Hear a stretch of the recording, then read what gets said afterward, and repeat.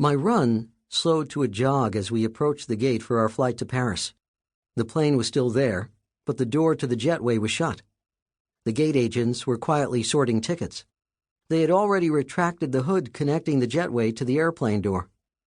"Hi, we're on this flight," I panted. "Sorry," said the agent.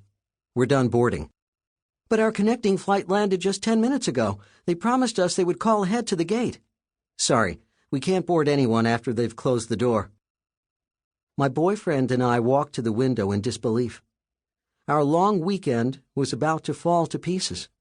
The plane waited right before our eyes. The sun had set, and the pilots' downturned faces were bathed in the glow of their instrument panel. The whine of the engines intensified, and a guy with lighted batons sauntered onto the tarmac. I thought for a few seconds. Then I led my boyfriend to the center of the window, right in front of the cockpit. We stood there, in plain sight, my entire being focused on the pilot, hoping to catch his eye. One of the pilots looked up. He saw us standing forlornly in the window. I looked him in the eye, plaintively, pleadingly. I let my bag slump by my feet. We stood there for what seemed an eternity. Finally, the pilot's lips moved, and the other pilot looked up. I caught his eye as well, and he nodded. The engine whine softened, and we heard the gate agent's phone ring. She turned to us, wide-eyed. "Grab your stuff," she said. "The pilot said to let you on."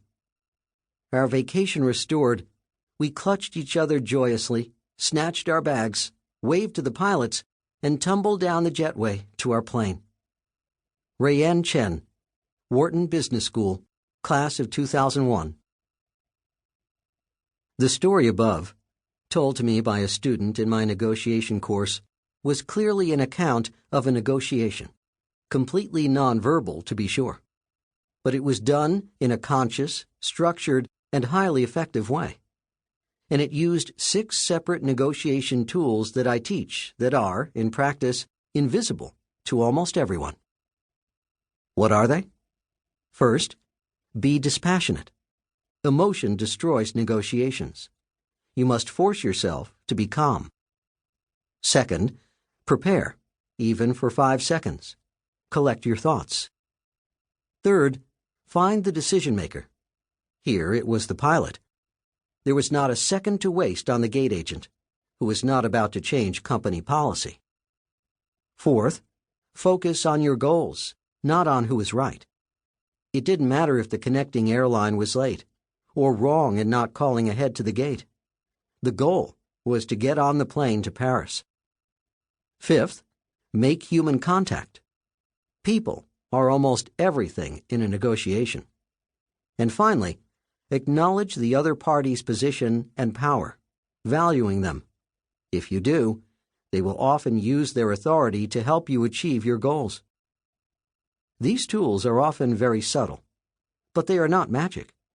They helped this young couple in a way they will remember for a lifetime, and they helped to bring about successful negotiations, day in and day out, for those who have learned these tools from my courses.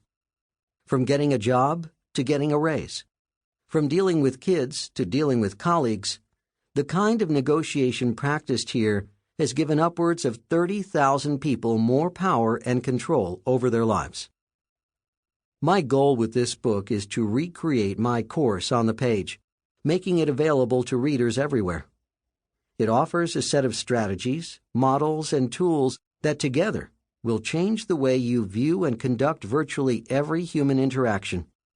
These teachings are very different from what you have read or studied about negotiation. Based on psychology, they don't depend on win-win or win-lose. They don't depend on being a hard or soft bargainer.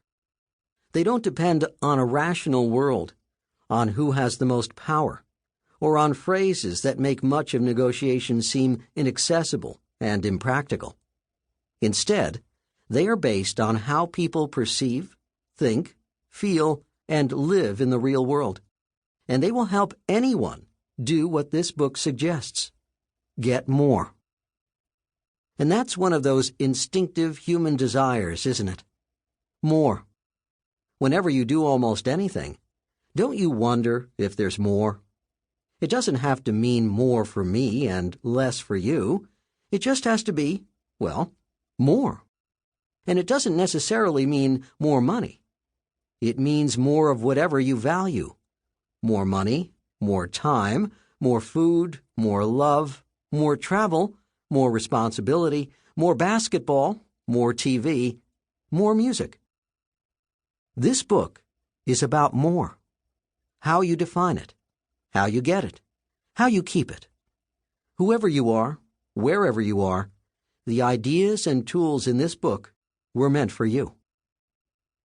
The world is full of negotiation books telling you how to get to yes, get past no, win, gain an advantage, close the deal, get leverage, influence or persuade others, be nice, be tough, and so forth.